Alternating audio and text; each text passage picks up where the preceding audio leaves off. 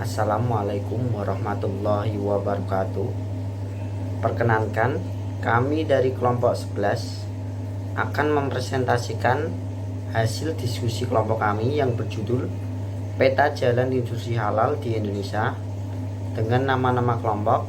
Yang pertama, Mila Tunisa dengan NIM 1910111172. Yang kedua, Siti Nur Hasanah dengan NIM 1910111178. Yang ketiga, Yogi Permana Putra dengan NIM 1910111128. Yang keempat, Reza Hadi Saputra dengan NIM 1910111129. Yang kelima, Tasya Cahova dengan NIM 1910111250. Dan yang keenam adalah Diahayu Pertiwi dengan NIM 191011113220. Langsung saja kita ke materinya. Yang pertama yang akan kami bahas yaitu tentang peta jalan industri halal. Materi yang akan kami sampaikan yaitu sebagai berikut.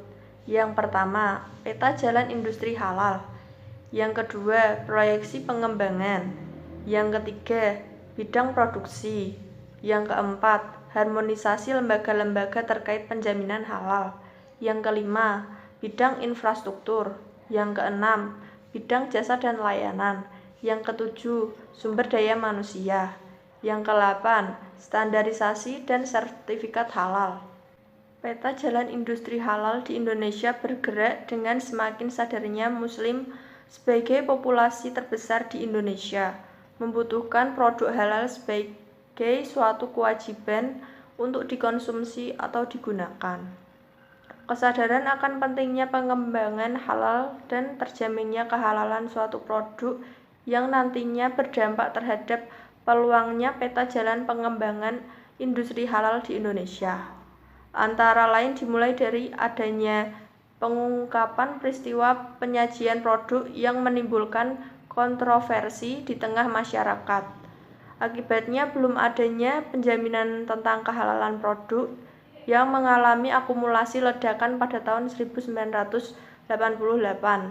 Oleh karena itu, Gabungan Perusahaan Makanan dan Minuman Indonesia mengeluarkan keputusan produk harus mencantumkan Bank Indonesia. Bank Indonesia sebagai contoh yang telah mengeluarkan peta industri halal dengan contoh telah mengeluarkan centang biru atau blueprint pengembangan ekonomi dan keuangan syariah pada tahun 2017 yang memiliki visi mendukung terwujudnya Indonesia sebagai pusat ekonomi dan keuangan syariah dunia, dan terdiri dari 3 pilar utama yaitu sebagai berikut. Pilar 1, pemberdayaan ekonomi syariah. Pilar 2, pendalaman pasar keuangan syariah. Dan pilar yang ketiga adalah penguatan riset, asesmen, dan edukasi. Tahapan pelaksanaan strategi pengembangan ekonomi keuangan syariah. Tahapan 1, tahun 2015 sampai 2018 merupakan tahapan untuk memperkuat fondasi dan pengembangan nilai-nilai syariah, pengembangan indikator dan inisiasi program piloting serta kolaborasi stakeholder. Tahapan yang kedua, tahun 2019 sampai 2021 merupakan tahap untuk memperkuat strategi dan program pengembangan melalui replikasi program piloting dan perluasan cakupan program. Dan tahapan yang ketiga, tahun 2020 sampai 2024 yaitu tahap implementasi nilai-nilai syariah secara nasional, di mana program pengembangan yang telah diperkuat akan direplikasi secara menyeluruh, sehingga mendukung pertumbuhan nasional. Peta jalan IHLC ada beberapa tahapan. 1. Tahap formalisasi strategi. Pada tahap ini, beberapa strategi harus diformalkan untuk mengikat secara resmi. Formalisasi strategi ini sangatlah penting untuk memberikan petunjuk dan pegangan resmi untuk melaksanakan keseluruhan rencana peta jalan tersebut. Tahap yang kedua, tahapan pembentukan infrastruktur pemerintah. Tahap ini dimaksudkan untuk mendorong dan mempermudah implementasi dari strategi yang telah ditetapkan secara formal. Tahapan ini diharapkan infrastruktur yang mendorong berjalannya strategi industri halal dapat dilaksanakan dengan lancar.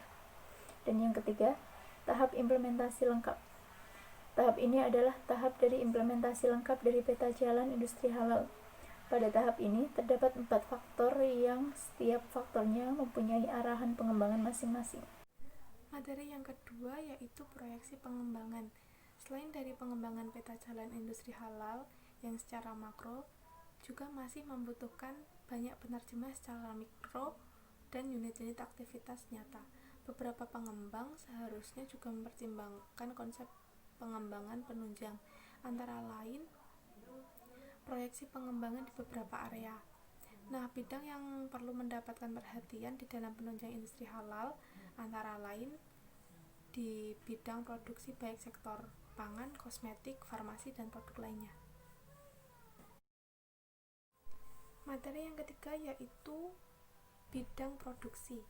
Nah, halal ternyata tidak terdapat pada makanan dan minuman saja, tetapi juga terdapat pada produk bidang jasa dan kesehatan. Pengembangan halal di dalam industri harus dilakukan dengan mempertimbangkan permasalahan dan arah pengembangan sektor industri tersebut, seperti contoh pada sektor pangan, sektor farmasi, dan kosmetik. Harmonisasi lembaga-lembaga terkait penjaminan halal. Lembaga yang terkait dengan perindustrian juga harus dilibatkan seperti Kementerian Koperasi dan UMKM, Kementerian Tenaga Kerja. Selain itu, lembaga non-pemerintah seperti MUI sebagai lembaga penjamin halal. Bidang infrastruktur. Infrastruktur pendukung industri halal antara lain berupa pengembangan kawasan industri halal dan logistik halal. Pembangunan infrastruktur kawasan industri halal kini menjadi salah satu fokus pemerintah guna memaksimalkan potensi industri halal di Indonesia. Potensi tersebut diantaranya modal usaha pelaku bisnis, pembiayaan di bidang logistik, transportasi, sarana penunjang, bidang jasa dan layanan. Industri halal pada bidang jasa dan layanan salah satunya adalah pengembangan pada pariwisata. Pariwisata halal adalah penyediaan fasilitas dan sarana serta prasarana yang memudahkan bagi muslim untuk mendapatkan produk yang tersedia berstandar halal. Sebagai upaya untuk mengembangkan wisata halal, Indonesia berusaha meningkatkan keberadaan hotel halal atau syariah, karena hotel adalah bagian dari jasa sebagaimana tertuang dalam Undang-Undang 33 JPH tahun 2014. Halal memang didasarkan atas fatwa ulama yang didasarkan pada hukum Islam. Selanjutnya ada sumber daya manusia. Persiapan sumber daya manusia menuju ekosistem industri halal Indonesia dilakukan melalui pembinaan dan peningkatan profesi pada semua sumber daya manusia yang terlibat dalam penjaminan produk halal. Hal itu akan meningkatkan pengabdian profesi tersebut dalam jaminan produk halal di Indonesia. Undang-Undang Republik Indonesia dan peraturan pemerintah tersebut menyebutkan tentang kompetensi, yaitu suatu ungkapan kualitas sumber daya manusia yang terbentuk dengan menyatunya 3 aspek kompetensi.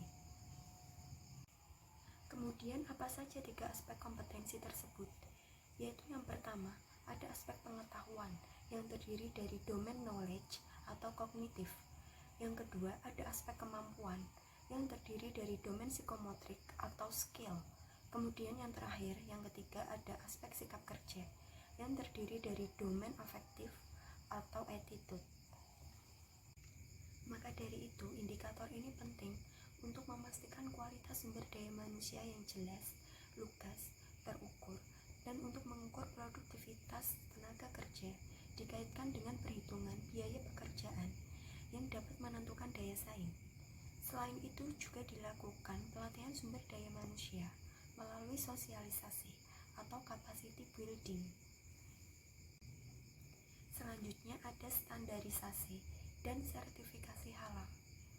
Berdasarkan Undang-Undang Jaminan Produk Halal, standar yang digunakan adalah standar yang telah dikeluarkan oleh pemerintah Badan Standarisasi Nasional atau BSN. Sebagai sebuah standar kualitas, maka terdapat beberapa persamaan dan kemungkinan saling adopsi sesuai dengan kepentingan. Auditor halal dan pakar halal di Indonesia, sistem jaminan produk halal yang berkembang mengadopsi prinsip-prinsip sistem manajemen yang telah dikembangkan sebelumnya. Sebagai sebuah standar kualitas, maka terdapat beberapa persamaan dan kemungkinan saling adopsi sesuai dengan kepentingan. Auditor halal dan pakar halal di Indonesia, sistem jaminan produk halal SJPH yang berkembang mengadopsi prinsip-prinsip sistem manajemen yang telah dikembangkan sebelumnya.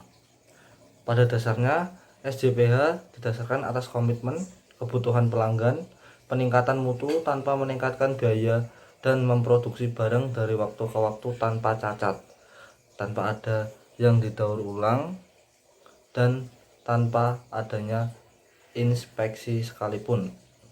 Dalam menghasilkan produk terjamin kehalalannya, maka harus menerapkan 3 conspity, yaitu zero limit, zero defect, dan zero risk. Hal ini berarti bahan haram tidak boleh terdapat di dalam. SJPH merupakan sistem kepengurusan yang terintegrasi, disusun, diterapkan, dan dipelihara untuk mengatur bahan, proses produksi, produk, sumber daya manusia, dan prosedur yang menjamin keberlangsungan proses produksi halal menurut persyaratan yang diberlakukan oleh BPH JPH melalui dokumen SJPH. Sebagai layaknya sebuah standar, maka SJPH juga memuat beberapa seri yang masing-masing seri mengatur cakupan, scope, kriteria, definition, persyaratan, rekrutmen, pemenuhan, compliance, dan sebagainya. SJPH memuat persyaratan yang diaplikasikan pada semua kategori usaha termasuk industri pengolahan pangan, farmasi, dan kosmetika yang berbasis hasil pertanian, rumah potong hewan, restoran, catering, dan industri jasa.